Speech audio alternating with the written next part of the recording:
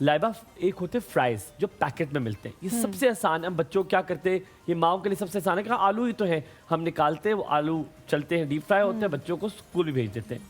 वो कैसे है, क्या वो वाले फ्राइज देना ठीक है?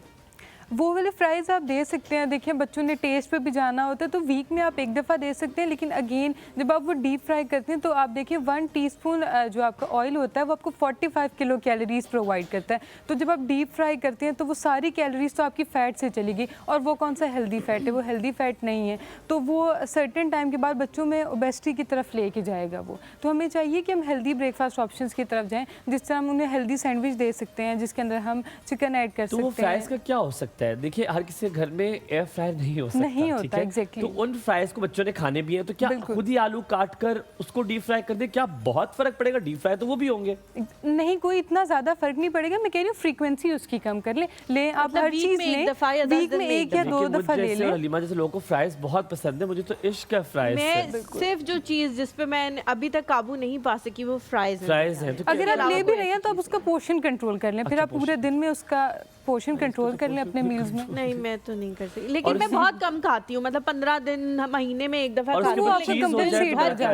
चीज चूज मैंने डालती, इतना मैं कंट्रोल कर लेती हूँ। लेकिन मैं अच्छा मुझे बताएं, बहुत सारी ऐसी चीजें होती हैं जो जब आप डाइट कर रहे होते हो, या डाइट से मेरी मुराद है कि आप पोर्शन कंट्रोल कर रहे होते हो, उसमें भी आपको रिकमेंड की जाती हैं। जैसे आपको रिकमेंड किया जाता है कि आपने 2 कबाब जो है वो एज अ चाय के साथ आप खा लें, ताकि स्नैक में आप ले लें, ताकि आपको भूख भी कम हो जाए और आपका वेट गेन भी ना हो। तो वो भी तो फ्राई ही होंगे, या वो फ्राई नहीं करने? देखिए हम फिर जो रिकमेंडेशंस देते हैं, हम कहते हैं 1 टीस्पून ऑयल में आपने फ्राई करना है। ठीक है। तो 1 टीस्पून ऑयल में फिर आपके इतनी ज़्यादा कैलोरीज आएंगी, सिर्फ 45 कैलोरीज आएंगी। ठीक है। क्योंकि हम मोस्टली घर में क्या करते हैं, मैंने देखा है कि पैन में हम बहुत ज़्यादा ऑयल डाल लेते हैं और उसके अंदर कबाब बस ऐसे होते हैं, उसमें तैर रहे होते हैं। तो वो सारी आपको कैलोरीज अगेन आप हेल्दी के बजाय अनहेल्दी के पीछे चले जाते हैं। लाइबा, आपसे हमने बड़े छोटे छोटे सवाल पूछते हैं ताकि जो छोटी छोटी मिथ्स हैं वो ख़त्म होती जाएं।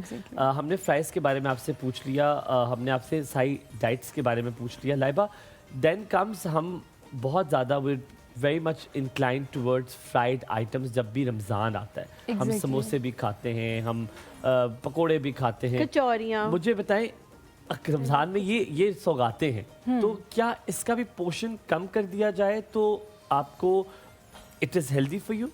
आप पोर्शन उसका कम कर सकते हैं। अब कुछ लोग होते हैं वो कहते हैं हमने डेली लेना ही है, तो अगर आप 2-3 समोसे ले रहे हैं तो आप उसको एक पे लें। आप हेल्दी फ्रूट चाट की तरफ जाएं, आप चना चाट की तरफ जाएं, आप सैंडविच बना सकते हैं, क्लब सैंडविच यूज़ कर सकते हैं। तो उसका जब आप पोर्शन कंट्रोल करेंगे तो ऑटोमेटिकली आपका वेट गेन नहीं होगा, वरना मोस्टली ये होता है कि ईद पे लोगों ने 3-4 केजीज गेन कर ही लिया होता है। लाइबा, फ़र्क पड़ता है अगर आप फ्राई कर रहे हैं, आप ऑयल डिफरेंट यूज़ कर लें? जैसे एक पूरी साइंस है कि अगर आप ऑलिव ऑयल में तलेंगे, हालांकि ऑयल तो वो भी है, ये हम आपसे जानना चाहते हैं, ऑयल को तब्दील करने से क्या उस फूड में कार्ब्स कम हो जाएंगे? क्या तब्दीली आएगी अगर हम ऑलिव ऑयल यूज़ कर लें, सरसों का तेल यूज़ कर लें? ठीक है, सरसों का तेल की मुझसे लोग बहुत ज़्यादा पूछते हैं कि सरसों का तेल यूज़ करना चाहिए या नहीं। तो सरसों का तेल जो है कुकिंग के लिए नहीं रिकमेंडेड है। अच्छा? उसके अंदर एरोसिक एसिड का कंटेंट बहुत ज़्यादा प्रेजेंट होता है और वो ह्यूमन हेल्थ के लिए अनसेफ है, इसीलिए हम कभी भी जो सरसों का तेल है वो कभी रिकमेंड नहीं करते, किसी खाने के लिए भी नहीं यूज़ करते। वो सिर्फ आप जो है